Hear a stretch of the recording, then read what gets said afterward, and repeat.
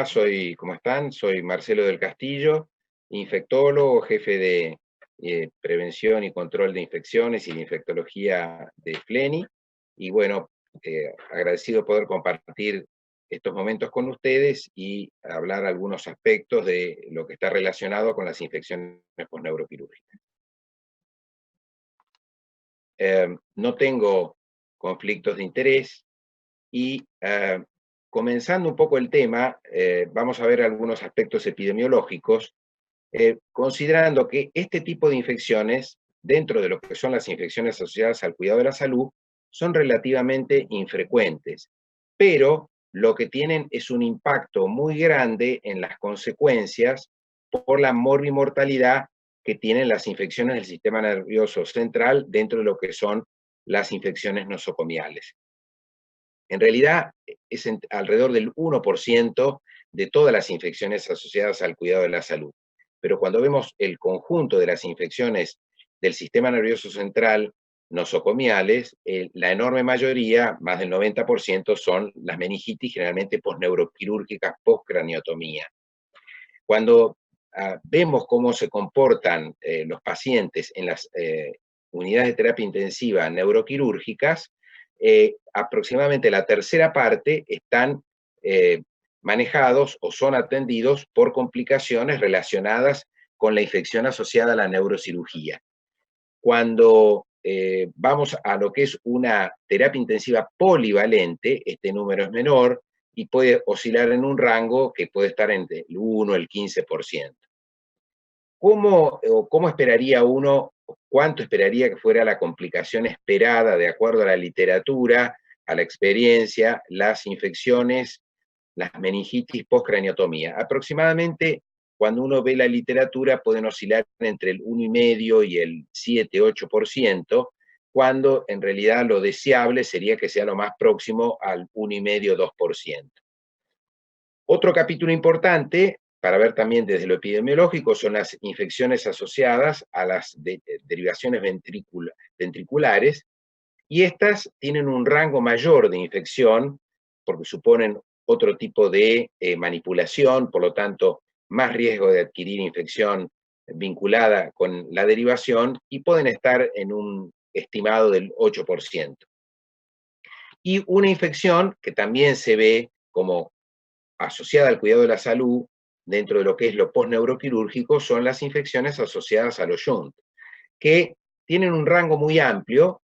Antiguamente, en el comienzo de los 50, cuando se colocaban los shunt, llegaban hasta el 40%, y hoy lo esperado es que sean alrededor del 4 o 5% ese tipo de infecciones. Hay distintos procedimientos neuroinvasivos. Los que tienen más relevancia en este momento para pensar en los que se complican con una infección que va a ser nosocomial o asociada al cuidado de la salud son las craniotomías propiamente dichas, la colocación de shunts, las ventriculostomías, menos frecuentemente la colocación de reservorios, y hay ciertas aparentemente maniobras menores, como puede ser una punción raquídea o epidural, o colocación de catéteres de drenaje para calmar dolor lumbares, que pueden tener una complicación poco frecuente, pero no es cero, relacionadas con este procedimiento. Ahora, cuando enfrentamos las infecciones del sistema nervioso central postneuroquirúrgicas, la infección principal, la más frecuente, es la infección de la herida quirúrgica propiamente dicha, en todas sus magnitudes: las superficiales, las incisionales, las profundas, que ya son las que involucran como una entidad particular el compromiso de la plaqueta ósea y consecuentemente la posibilidad de una osteomelitis de la plaqueta, la posibilidad de tener abscesos epidurales, empiemas subdurales o abscesos cerebrales propiamente dichos, y por supuesto, lo que es más frecuente que esto, las meningitis o las ventriculitis. Cuando vamos directamente a las infecciones asociadas a craniotomía, que son las más frecuentes, hay distintos factores de riesgo. Generalmente estas infecciones se manifiestan dentro de los primeros 60 días, y dentro de las primeras 2 semanas uno puede encontrar que hasta las 2/3 partes de los pacientes desarrollan la infección. ¿Cuáles son los factores de riesgo probados en distintas revisiones clásicos?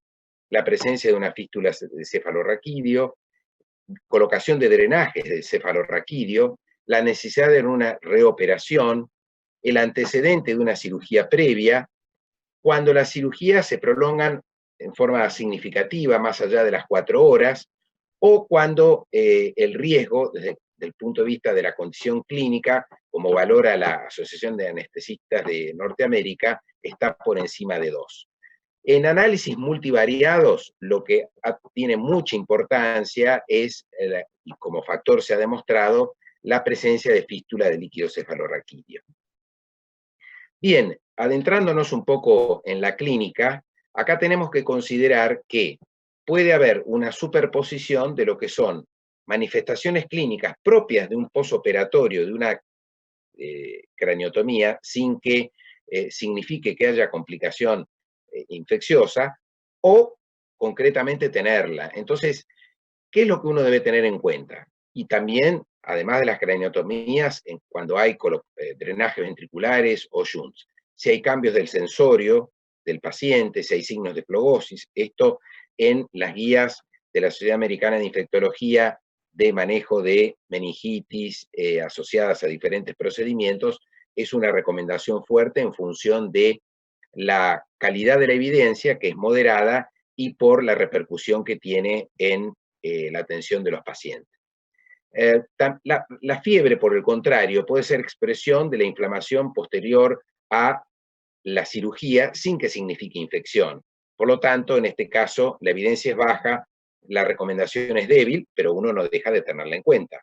Y cuando nos dirigimos específicamente a las derivaciones ventriculares, también acá puede tener un valor relativamente significativo, no pasa más allá de una recomendación débil con evidencia baja, la presencia de fiebre, leucocitosis o cambios del sensorio. Esto en cuanto a la clínica, o sea que la clínica puede no aclarar lo que está pasando porque nos puede confundir con un posoperatorio normal o eventualmente con otros focos o intercurrencias que puedan generar fiebre en el paciente que está en la terapia intensiva en el postoperatorio de una neurocirugía. Cuando consideramos el valor del líquido cefalorraquídeo, acá es importante tener en cuenta que ayuda muchísimo para hacer el diagnóstico, pero no es absoluto. La recomendación es débil, la evidencia es moderada. ¿Y qué tenemos en cuenta? Cuando la relación glucorraquia-glucemia es menor a 0,4, cuando las proteínas están por encima de 50 miligramos por decilitro o hay más de 5 células por milímetro cúbico. En realidad, recordemos que puede haber alteraciones de esto, especialmente en la celularidad, en el nivel de proteínas, que tienen que ver con el posoperatorio normal y que no está implicada una infección. Por lo tanto, inclusive si el cefalorraquídeo fuera absolutamente normal, esto no excluye tampoco de manera absoluta la presencia de una infección. Cuando uno tiene el cefalorraquídeo, concomitantemente debe tomar hemocultivos por la posibilidad de bacteriemia secundaria, y es muy importante en la evaluación, aparte de la evaluación físico-química, el cultivo, el examen directo y el cultivo.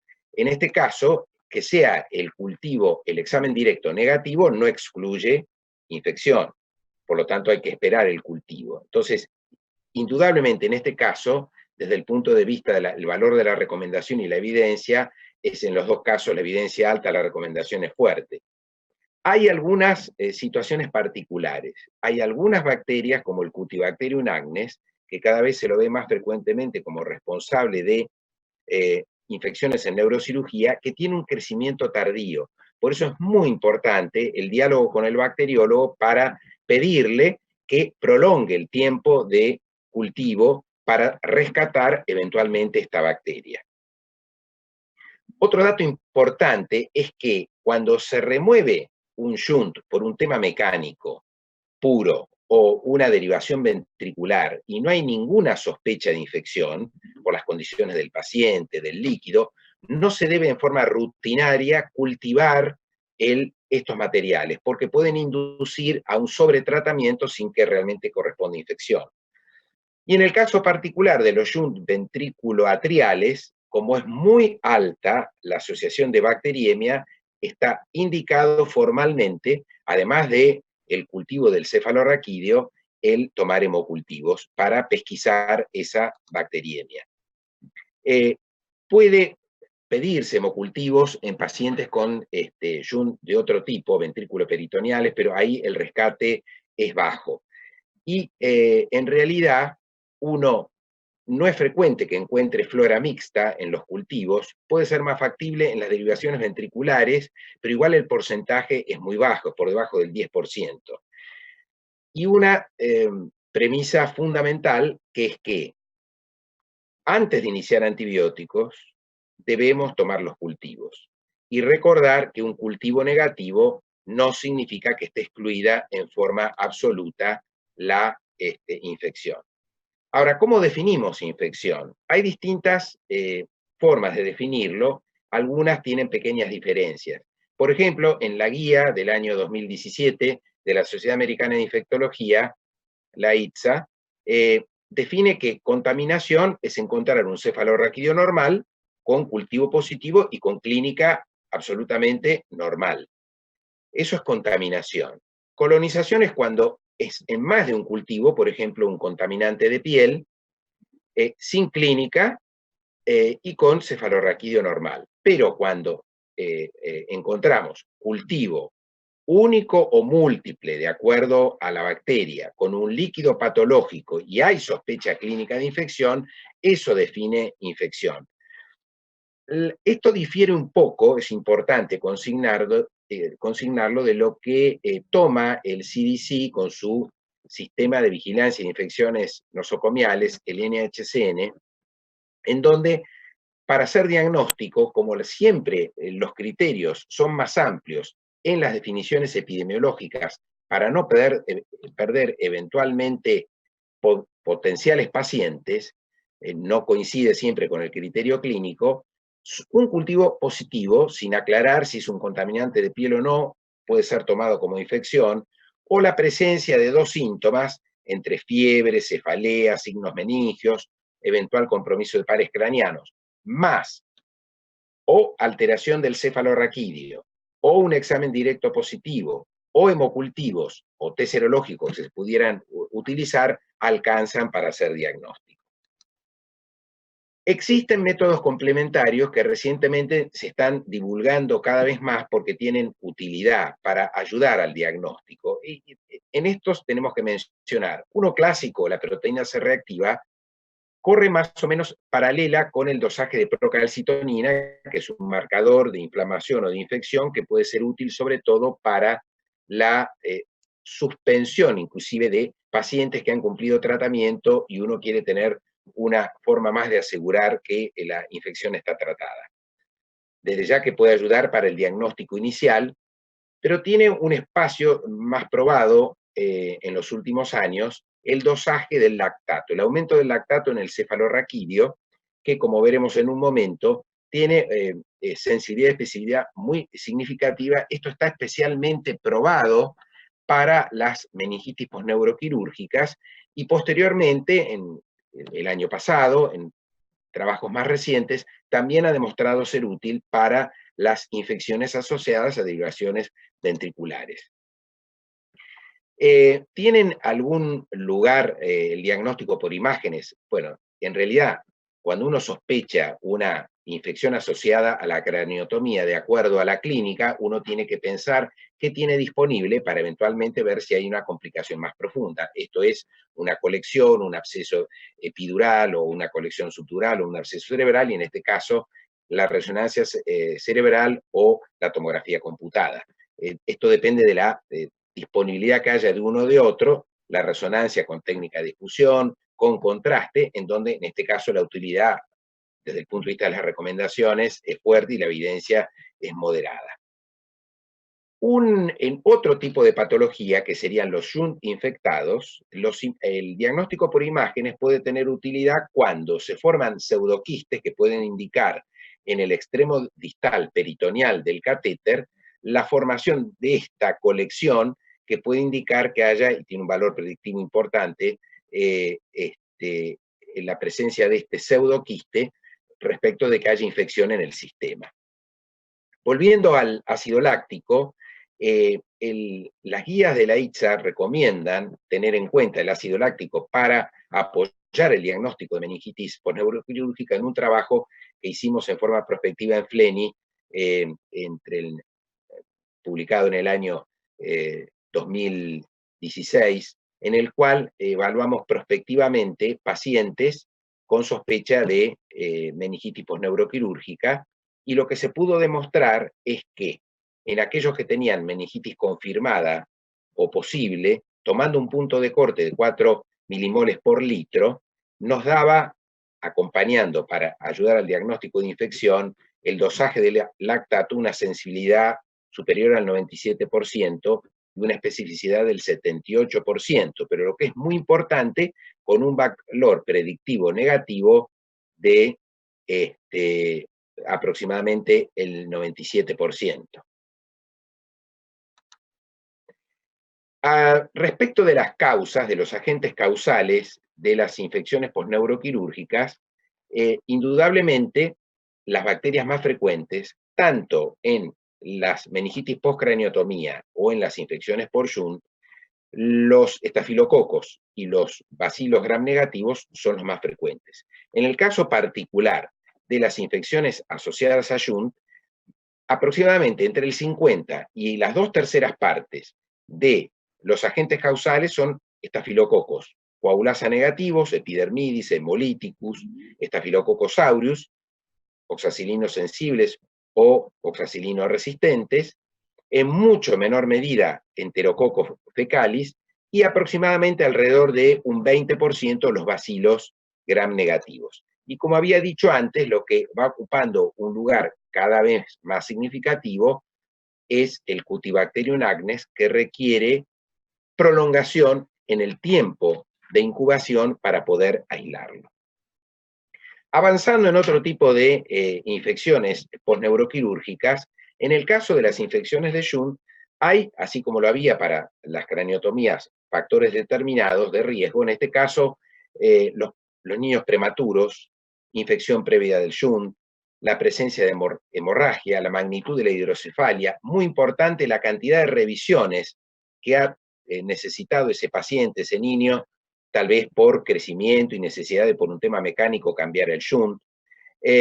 Muy importante la experiencia del equipo neuroquirúrgico, y en algunos trabajos se citaban los neuroendoscopios, que esto iba de la mano cuando comenzaba a implementarse el método, que podría ser por falta de training, pero más allá de eso, es capital el rol, la experiencia, el equipo que maneja este tipo de neurocirugía. Ahora, en el caso de las infecciones por Shunt, ¿cómo se produce la infección? ¿Por qué se produce la infección? Entonces, hay distintas formas. Una puede ser relativamente menos frecuente, que es por decúbito la exposición en el trayecto subcutáneo del catéter distal, por lo tanto, catéter que se expone, catéter que se considera infectado. Y ahí puede dar lugar a una infección local, a una celulitis. También perfectamente puede darse la infección por vía retrógrada a partir del extremo distal.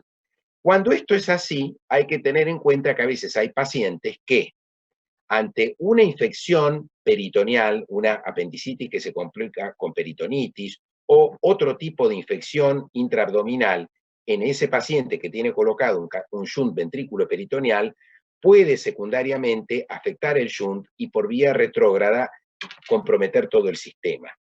En este caso, cuando uno considera esta forma de patogenia, cambia la prevalencia de la flora y puede haber mayor prevalencia de bacilos gram negativos, aerobios y anaerobios. Y vuelvo a recordar el valor que tenía para el diagnóstico, en este caso, de los pseudoquistes que se detectan con un ecografista bien entrenado.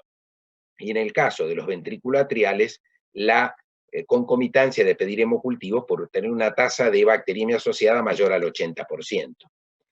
Ahora bien, en el caso particular de Shunt, después veremos lo de craniotomía, directamente se han ensayado distintas formas más o menos conservadoras años atrás de cómo tratar este tipo de infección neuroquirúrgica. Claramente, lo que tiene más del 90% de pacientes curados es la remoción de todo el sistema, la colocación, entre tanto, hasta que se pueda colocar el nuevo, de una derivación externa, y posteriormente la colocación de un nuevo sistema, más antibióticos endovenosos. Por supuesto que hay poblaciones especiales, poblaciones donde técnicamente no se puede remover todo el sistema, y en ese caso se puede hacer una revisión parcial del extremo distal, pero son situaciones particulares. El gold standard claramente es la remoción del sistema con antibióticos endovenosos, necesidad de punciones, y puede manejarse con punciones para aliviar la hidrocefalia y la hipertensión endocraniana, o una derivación externa, y cuando está cumplido el tratamiento y tiene líquido negativo como control, ahí se recoloca el nuevo sistema. Avanzando un poco más, otro capítulo importante son las infecciones asociadas a las derivaciones ventriculares, que son una herramienta muy importante en la terapia intensiva, especialmente en la terapia intensiva neuroquirúrgica, para manejar complicaciones no infecciosas de pacientes con tumores, con hemorragias de distinta magnitud, con cirugías para corregir ambas situaciones, o hasta poder llegar a poder corregir esas situaciones. Habíamos dicho en un comienzo que la tasa esperada de las infecciones asociadas a derivaciones ventriculares es mayor que la de craniotomía, que puede rondar el 10%. Acá es muy importante consignar algo, que así como uno podía ver una diferencia en la definición de meningitis posneuroquirúrgica, como mencioné hace un momento, acá también, de acuerdo a de dónde provenga el trabajo, tiene que uno ser muy cuidadoso en evaluar qué definición se tomó, porque puede haber mucha disparidad, sobre todo de la manera, no tanto de los patrones para considerar que es líquido cefalorraquídeo patológico, sino también en cómo tomar el rescate o el aislamiento de estafilococos si están en más de una muestra o en solo en una muestra. Aquí también, más de las 2/3 partes de los agentes causales son cocos gram positivos, especialmente estafilococos, coagulasa negativos y estafilococos aureus. ¿Cuáles son factores de riesgo para estas infecciones? Algunos son comunes con los que ya hemos mencionado para craniotomías o para shunt, o sea, la presencia de hemorragias.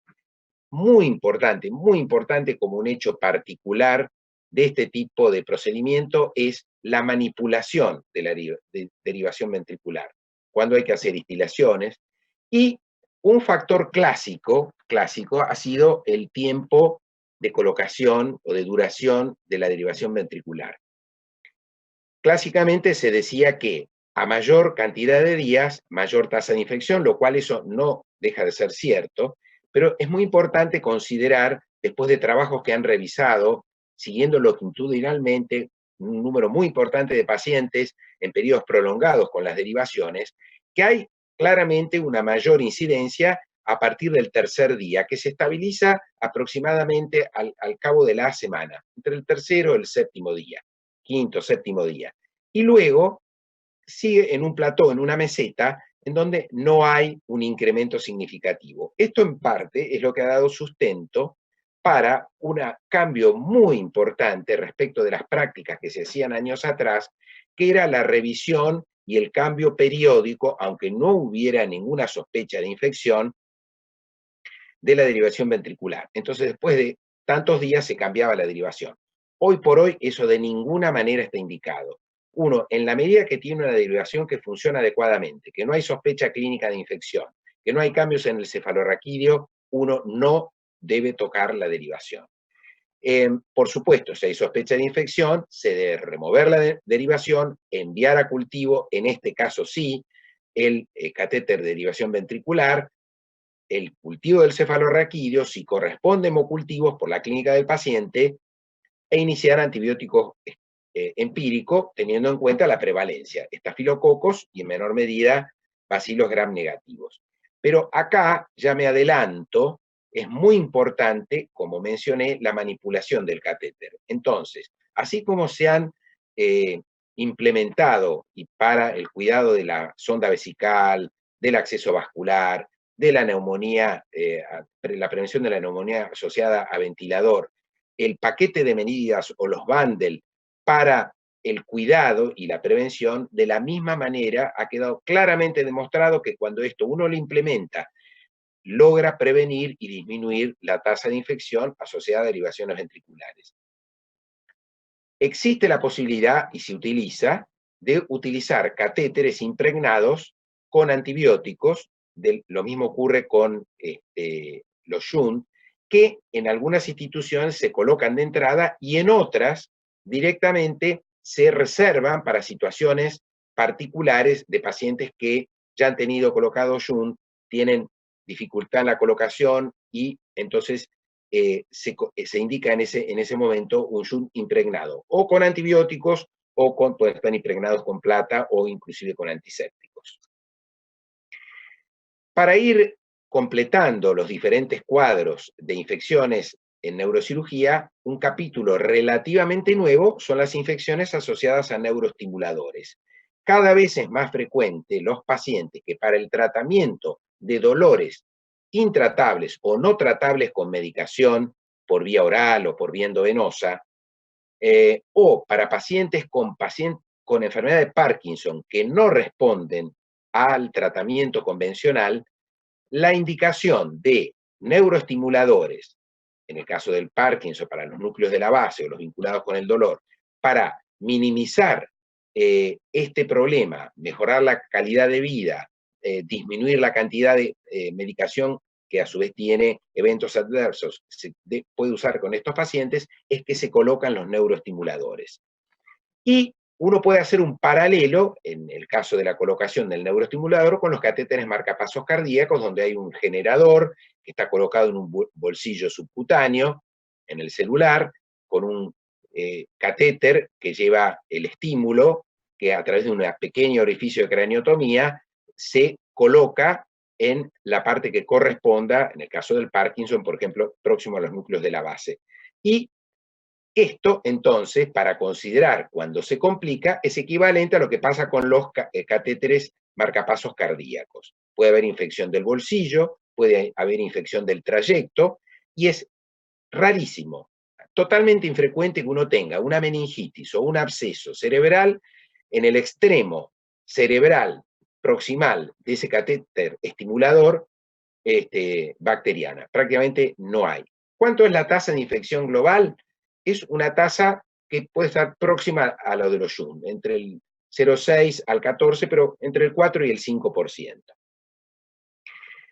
De las infecciones asociadas a este tipo de procedimiento, las más comunes, afortunadamente, son las de el generador, la del bolsillo del generador, más de las 2/3 partes, siendo los estafilococos las bacterias más frecuentes, igual que en las derivaciones, igual que en los shunt. Pero acá, igual que en los catéteres marcapasos cardíacos, para asegurar la curación uno debe remover todo el sistema. Por eso es tan importante la prevención, la profilaxis antibiótica antes de la colocación, porque alrededor de todos estos sistemas, en este caso los neuroestimuladores, los shunt, las derivaciones, la presencia de la bacteria puede dar lugar a la formación del biofilm, donde la actividad de los antibióticos se ve muy limitada y los mecanismos de defensa.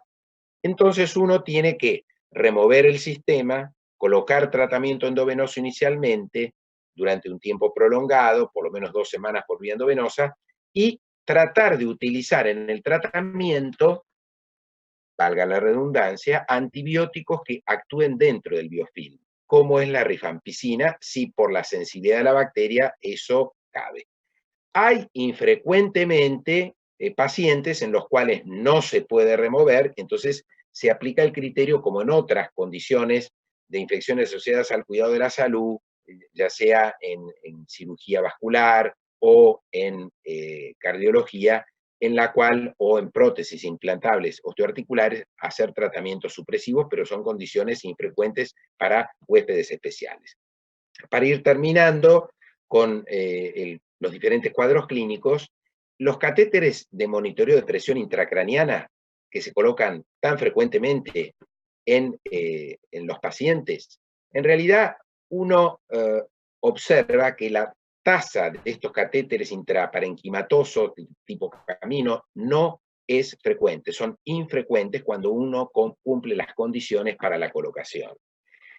Respecto a dónde colocar el catéter, hay trabajos que demuestran que bajo las condiciones de asepsia estricta se podría colocar en terapia intensiva si uno tiene disponible un quirófano, por cómo está organizado el funcionamiento de la terapia y el paciente puede ir al quirófano para que se coloque ahí, bienvenido sea. Pero si el paciente no es trasladable y uno utiliza todos los pasos de una cirugía en condiciones de asepsia, se puede colocar con seguridad en el ambiente de la terapia intensiva.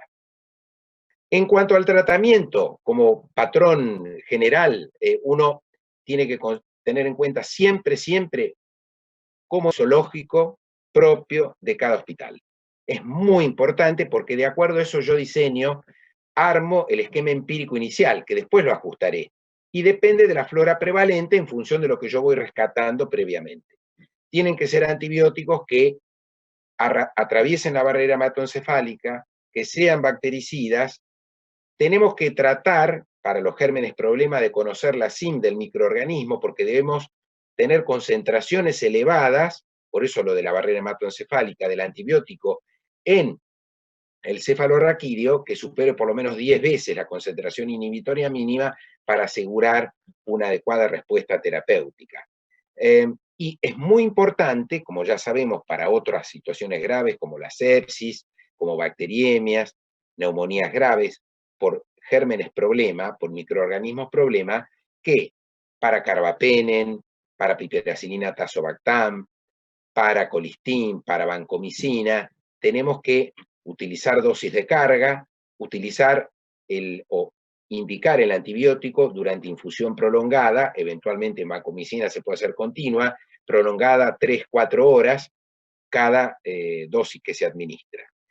Y queda por último la vía intratecal, que para gérmenes problema, cuando uno no logra negativizar en el control inicial, generalmente pacientes con bacilos gram negativos, o si de entrada uno enfrenta, como nos ha pasado, meningitis o ventriculitis por bacilos gram negativos, klebsielas, productoras de carbapenemasas, las famosas KPC, uno está autorizado a utilizar, si hay sensibilidad a aminoglucósidos, además de los antibióticos disponibles, a utilizar antibióticos intratecales.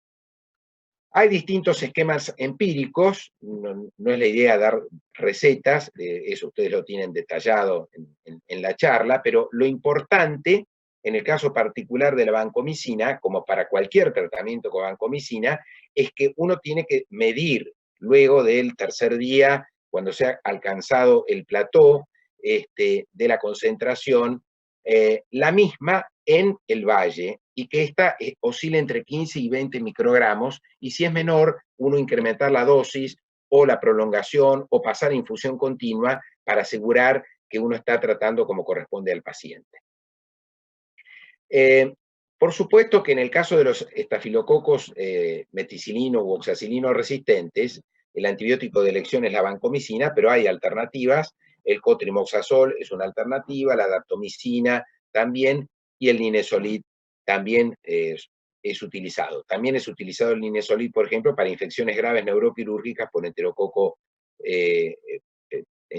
fecalis resistentes o fecium resistentes. En el caso de Cutibacterium agnes, el antibiótico de elección es la penicilina G o ceftriaxona. Y en el caso de, como mencioné brevemente antes, de los bacilos gram negativos, si son sensibles, uno puede utilizar cefalosporinas de tercera, de cuarta generación.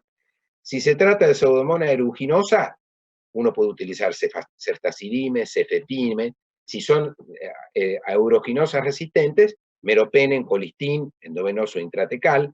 Afortunadamente, hace ya años que en FLENI es infrecuente ver meningitis neuroquirúrgicas o ventriculitis por Acinetobacter. Hace 10 años, cuando tuvimos episodios más frecuentes, bueno, tuvimos que recurrir al uso del colistin endovenoso intratecal. En ocasiones puede ser útil ampicilina sulbactam para algunos Acinetobacter en dosis muy altas, sobre todo por el efecto del sulbactam, y en algunos casos se ha planteado la asociación con rifampicina.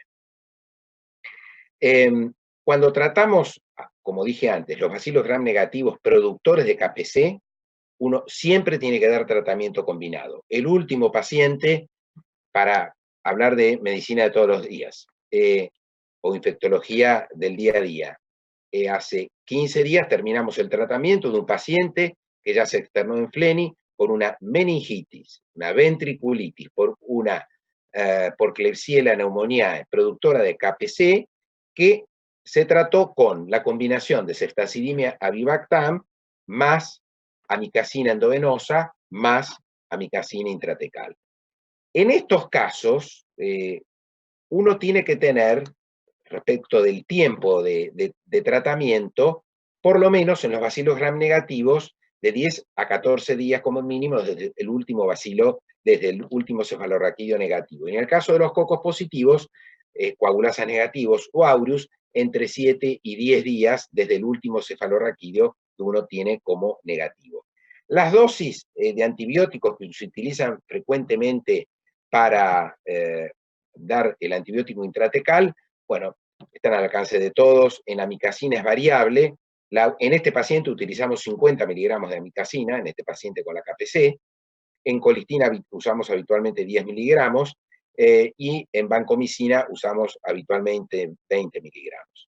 Hay que tener en cuenta que si el drenaje de cefalorraquídeo a través de la derivación adquiere un volumen muy significativo, uno tiene que incrementar la dosis de vancomicina y de gentamicina si la estuviera empleando. Ya me he referido a los tiempos de tratamiento y en cuanto a la prevención, es capital la profilaxis antibiótica en neurocirugía. La que vale, la que está aprobada, la que hemos consensuado en las últimas guías de la Sociedad Argentina de Infectología, es la dosis preoperatoria, indicada en tiempo y forma. El antibiótico de elección es la cefazolina tiene vida media prolongada, por lo tanto, después de las 4 horas hay que dar refuerzo, y para pacientes que no pueden recibirla, la alternativa es trimetroprima sulfametoxazol o eventualmente vancomicina. Hay que recordar que si se utiliza vancomicina para la profilaxis, uno tiene que gotearla 1 hora antes de que comience el procedimiento para tener un nivel adecuado. Y, como mencioné hace un ratito, recordar que para pacientes particulares, o de acuerdo a cómo trabaja el equipo neuroquirúrgico donde ustedes están, está la alternativa de los catéteres, de los shunt o de los catéteres de drenaje ventricular impregnados. Y por último, me había mencionado hace un momento la utilización de los bundles, los paquetes de medidas. Bien, en el caso particular, donde tiene demostrado claramente su utilidad y en el último consenso de manejo de derivaciones ventriculares, que lo tienen en su bibliografía consignado, es la implementación del mismo, ya que en forma controlada se reduce hasta 3 veces la tasa de infección. Y básicamente, ¿en qué consiste? La preparación del paciente, la preparación del cuero cabelludo, jamás rasurar, eventualmente el clipado, la preparación de piel, cómo se hace la antisepsia, si se utiliza una derivación con antibióticos o sin antibióticos, técnica de barrera máxima, como se coloca un catéter venoso central, camisolín, barbijo, gorro, guantes estériles, fundamental que el que lo esté manipulando sea personal capacitado, de ser posible tener un checklist con un asistente o monitor que lo controle, y también hay que tener un bundle para lo que es la curación, no solo para la colocación, porque también en la curación, en la manipulación diaria, es donde puede quebrarse la asepsia y ahí tener el acceso la bacteria. Por lo tanto, para eso también tiene que estar sistematizado cómo se higieniza las manos el operador, cómo se viste, cómo manipula la derivación. Y por supuesto, se debe mantener mientras sea necesario y nunca recambiarlo si no hay ninguna evidencia de infección. Muchas gracias.